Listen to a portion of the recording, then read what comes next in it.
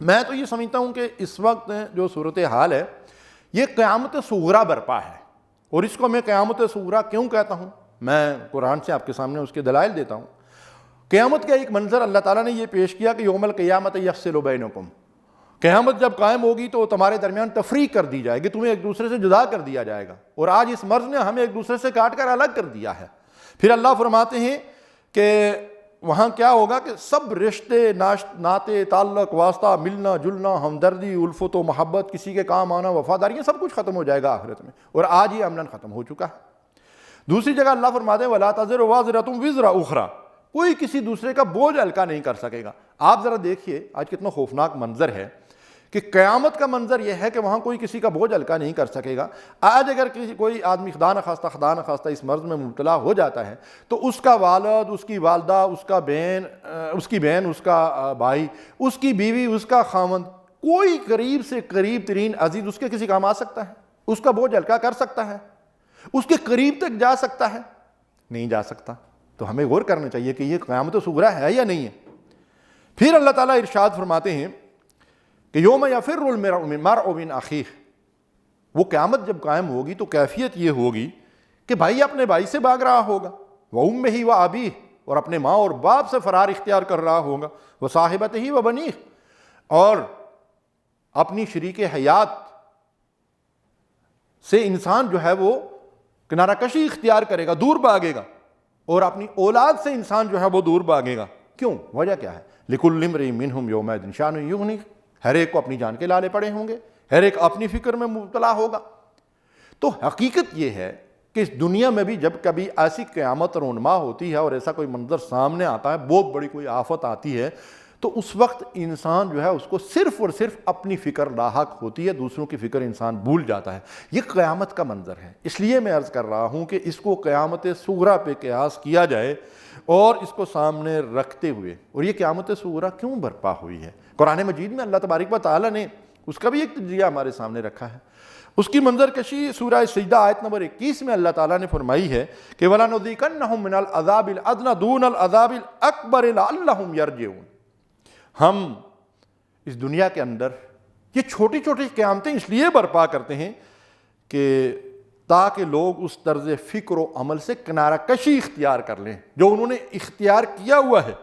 اور جس کی وجہ سے آخرت میں وہ دردناک عذاب سے دوچار ہوں گے۔ تو اس آخرت کے دردناک عذاب سے اللہ لوگوں کو بچانے کے لیے خبردار کر رہا ہے۔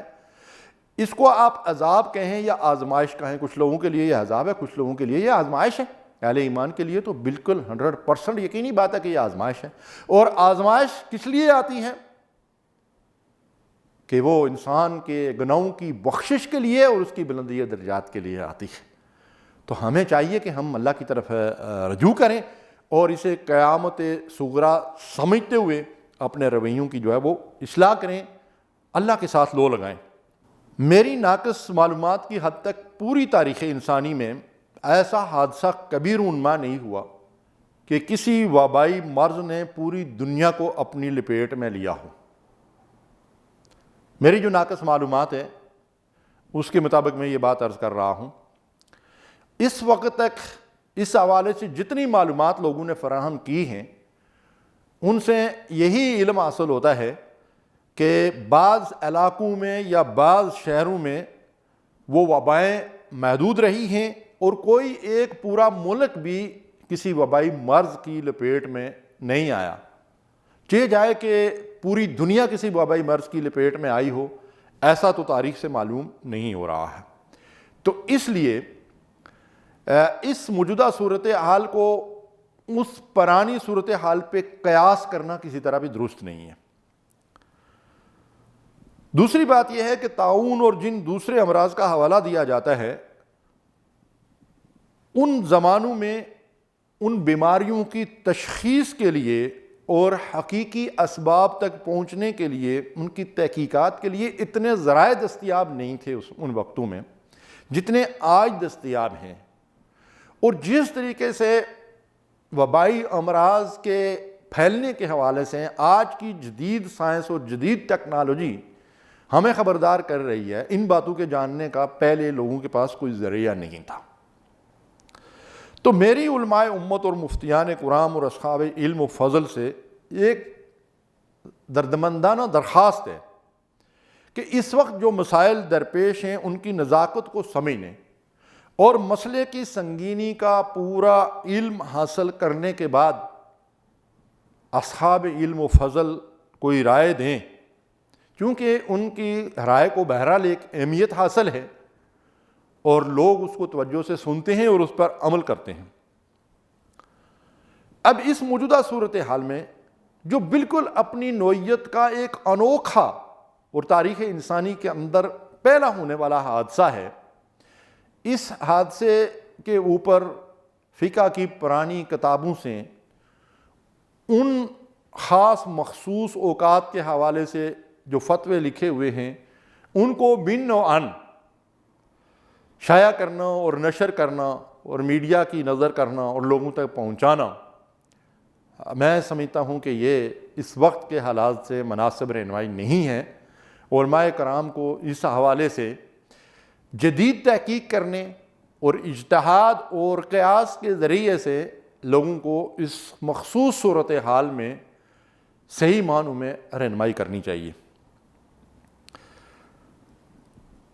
اور اس کے ساتھ ساتھ ذرائع ابلاغ کے ذریعے سے، خصوصاً سوشل میڈیا کے ذریعے سے، صحت یاب ہونے والے مریضوں اور جن ملکوں میں اس کے اوپر کنٹرول حاصل کیا جا رہا ہے ان کی خبریں بھی زیادہ سے زیادہ لوگوں تک پہنچائی جائیں۔ بعض لوگوں نے اس پہ کام کیا ہے، لیکن اسے بھی زیادہ سے زیادہ جو ہے وہ پھیلانے کی ضرورت ہے تاکہ لوگوں کے حوصلے بلند ہوں۔ ویسے بھی مسلمان ہونے کی حیثیت سے ہمیں اپنے حوصلے بلند رکھنا چاہیے، اللہ کی رحمت کا امیدوار رہنا چاہیے اور کبھی بھی اس کی رحمت سے مایوس نہیں ہونا چاہیے، اور یہ سمجھنا چاہیے کہ انشاءاللہ اس شہر کے اندر بھی اللہ نے ہمارے لیے ضرور کوئی خیر رکھا ہوگا۔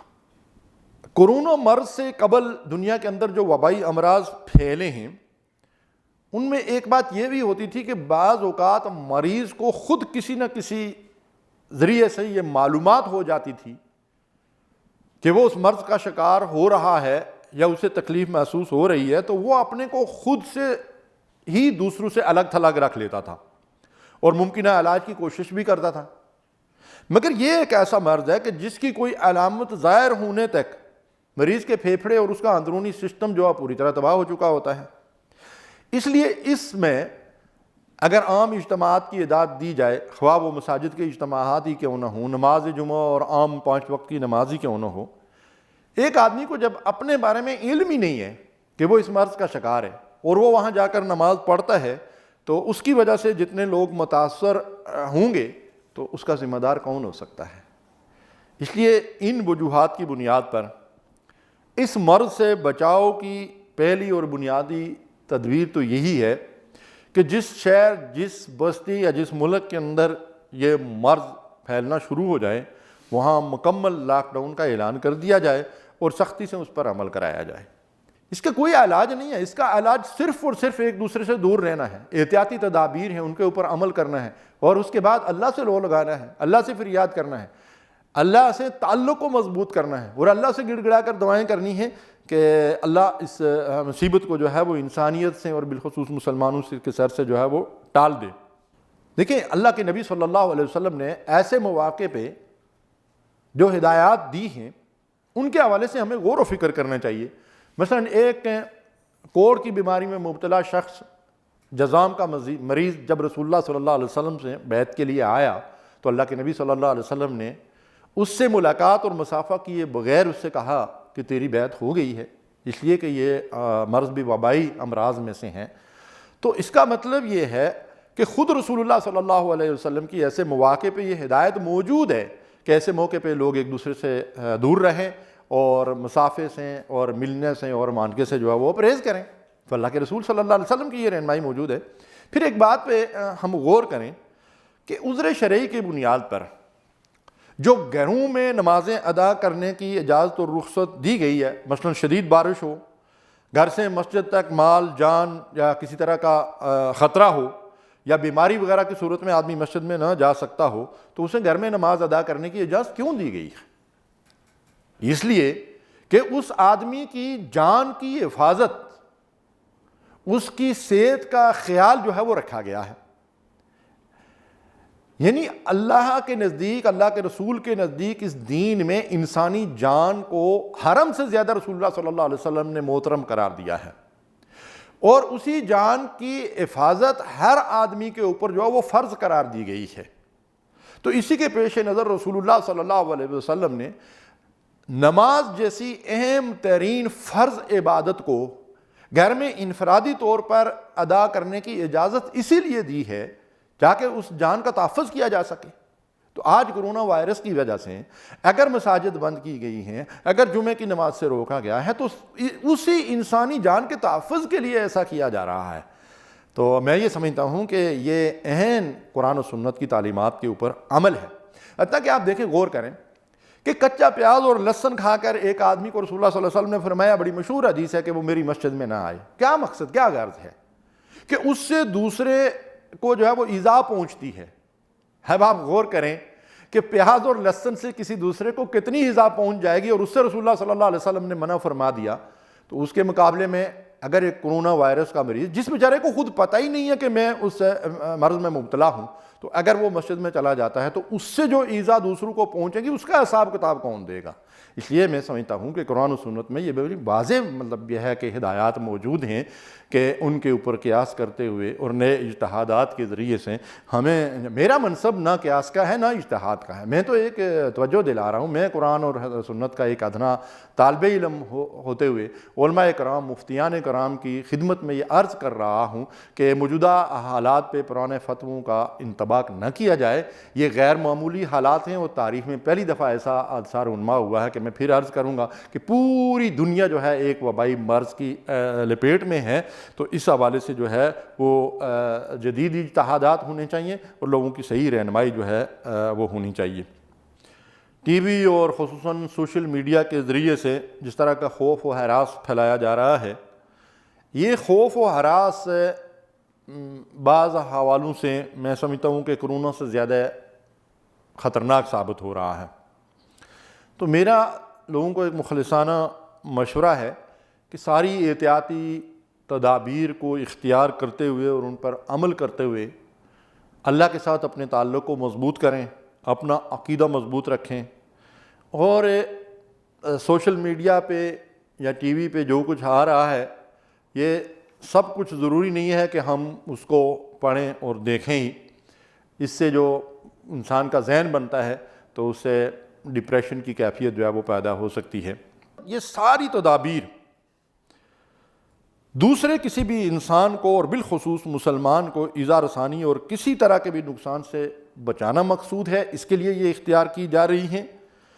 اور جیسا کہ میں عرض کر چکا ہوں، نبی مہربان صلی اللہ علیہ وسلم نے ایک انسانی جان کو حرم سے زیادہ محترم قرار دیا، اور اللہ کے نبی صلی اللہ علیہ وسلم نے فرمایا کہ اونٹ کا گھٹنا باندھ کر اللہ پر توکل اور بھروسہ کرو۔ لہٰذا ان تمام تدابیر کے اوپر عمل پیرا ہوتے ہوئے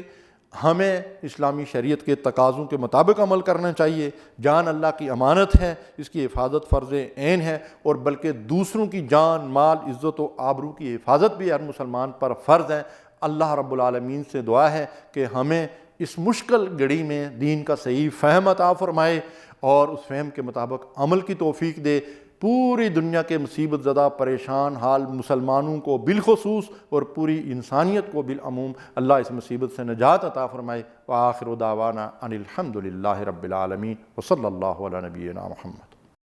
صلوا علیہ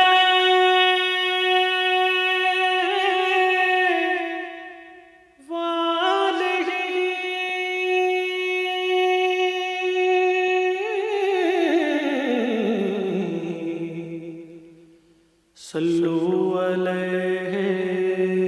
وآلہ صلو علیہ